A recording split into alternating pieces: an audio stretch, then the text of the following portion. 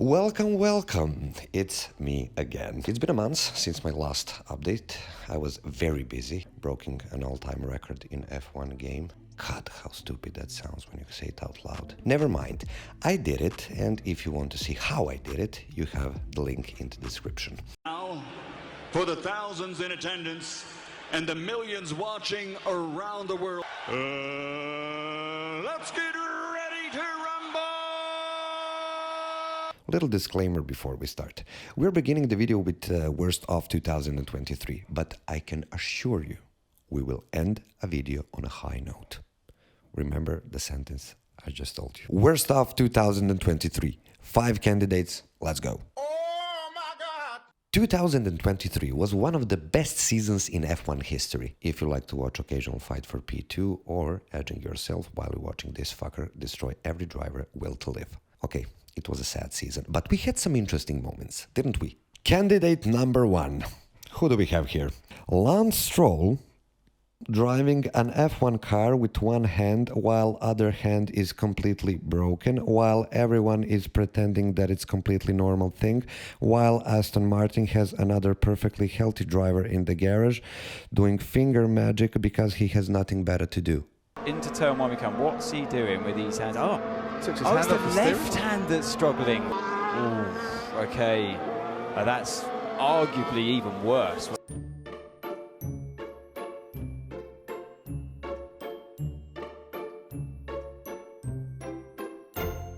We can see the Mercedes on the left-hand side, and he just went too fast into that corner. At that moment, Lance Stroll couldn't even do a finger magic because obviously he had a broken hand and he shouldn't drive even a baby trolley in that condition. Let's be reasonable here. He's the son of a billionaire, so driving an F1 car semi-retarded is apparently a big yes. Oh my God! Candidate number 2.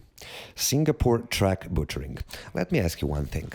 What is your favorite part of Singapore track? Is it this one, right? Well, it's fucking gone. Like this paper, for example. That is like asking a child, what is your favorite ice cream? A chocolate one, daddy. I don't know what a child is saying in that voice, but it's not important. A chocolate one, daddy. Well, you will never fucking get it. Instead of keeping one of the most iconic parts of Singapore track, we just got another DRS zone and no one was able to overtake there anyway. So, let us all pay respect to a normal third sector in Singapore. You will forever be in our hearts. They're still going through this. I thought he found a way, but no! They've managed to crash and makes contact, does he? Maldonado gets past Button, goes wide, rejoins the track, still ahead, and now there's contact, and there's debris flying all over the track. Oh, it's a big lock up there by Lance Stroll, and he's got Antonio Giovinazzi with him, and he's got damage. Put into the burial. Are you okay? If you turn 18, I hit the wall, not just broken. Massa tried to avoid him and got in a spin. Sutil tried to avoid him and crashed. Gamble looked to have paid off when Piquet crashed heavily and brought out the safety car.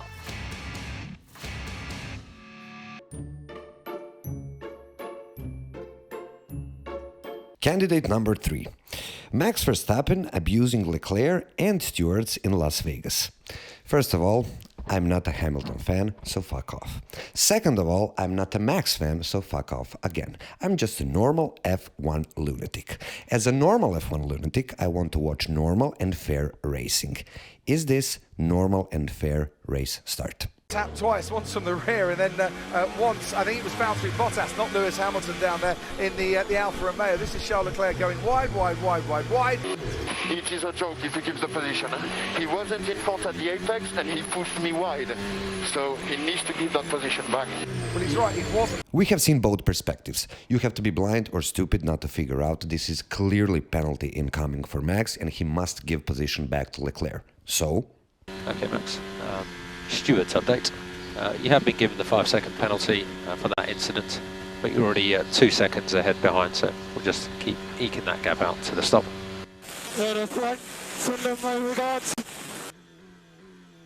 This is for disqualification.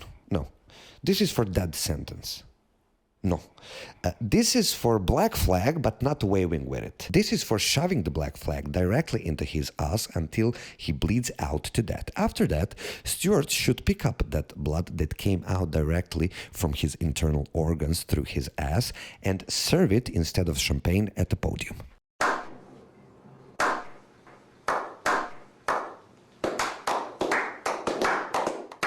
Candidate number 4. Miami pre-show. Wow, I don't know where to begin with this one. Did you maybe watch the Pokemons? You did? Now imagine Pokemons on acid.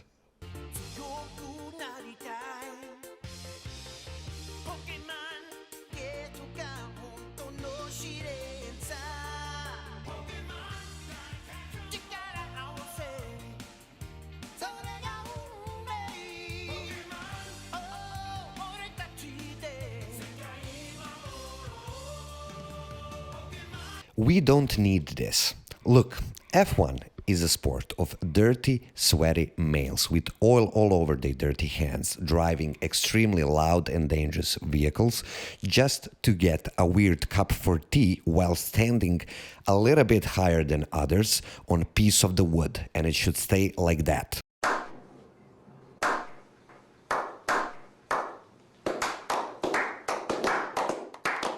Candidate number 5. Esteban Ocon breaking the record for most penalties in F1 history, and then a few races later breaking his own record for most penalties in F1 history. Oh, I will need some tender music so we can edge ourselves while I'm reading this. Ladies and gentlemen, so let's rewind our minds to the start of the season at Bahrain Grand Prix, where Esteban's race just kept progressively getting worse, and he finished the race with 3 penalties to his name.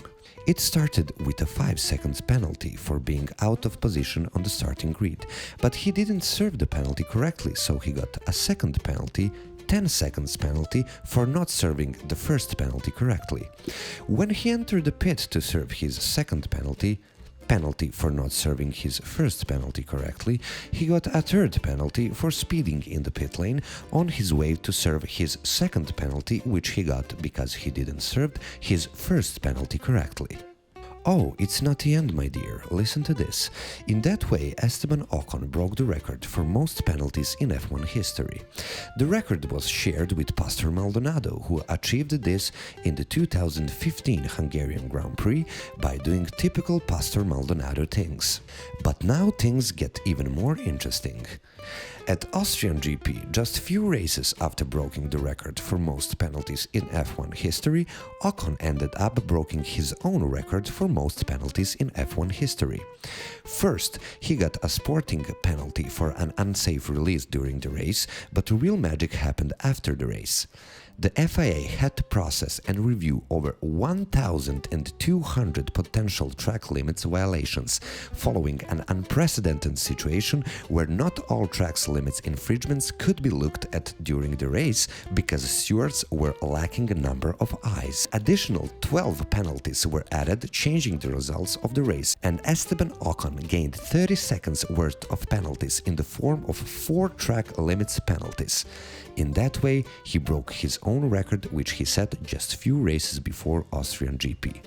Well fucking done. I told you earlier that I will be making the best of video as well. Well, I won't. This is not how this channel works. I'm here to ruin everyone's day, not to make it better. But I want to end a video on a high note.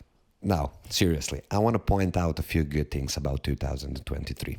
First, Aston Martin. What a year for those guys. Alonso scored 8 podiums and they finished 5th in Constructors' Championship just behind McLaren. Second thing, McLaren, after very bad start of the year, they become the biggest threat to Red Bull in second part of the season. Third thing, Red Bull. What Red Bull did last year was unbelievable. They broke every single record on the planet and Max was driving fantastically. Haters will hate, but those are just the facts. They won 21 out of 22 races, people. Like, come on. Only race they didn't win is the Singapore GP, and that leads us to the next good thing. Carlos Sainz in Singapore was driving fantastically. Saving tires, defending strategy. He nailed the Singapore GP, and that was the second best thing that I saw the entire year. What is the best thing, you might ask? Well, it will be on your screen in 20 seconds. Now, I want to thank you all for watching the video. If you like it, please click the links below. And I want to announce we will be doing a ton of content this year on this channel. We will do a lot of new stuff, so stay tuned. Trust me, it will be good. And now we can start to edge ourselves. Cheers. He has the pace, that's the good news. The bad news is Fernando Alonso is directly ahead of him. DRS in both zones now. Alonso will hang on to it. That's a dart to try and frighten him off the road. That won't happen with Fernando Alonso. Okay, he's 0.5, use energy, 0.5. This is the best run so far for Perez. He's deploying everything he's got, diving to the inside. He's got the inside line. Fernando Alonso going to B, goes for the inside move. Will we go side by side? Okay, you will get DRS, go to strap 5. Last lap. Here we go. Is there a chance to respond for Fernando Alonso? Forces a defensive move. That's not what Perez needs. Alonso is going to get the run down at turn number 4. This is going to be super aggressive between the two of them. Alonso's fought his way back through. What a move, Fernando Alonso. Okay, mate, push and hold. Push and hold. You've got loads of energy. Hold it down. There's that wide line from the Aston Martin driver time and time again. A brilliant race from the top two, but it's going to be Fernando Alonso across the line. He gets close. He just hangs on in a superb finish to the line. It was decided for third place by 53 thousandths of a second.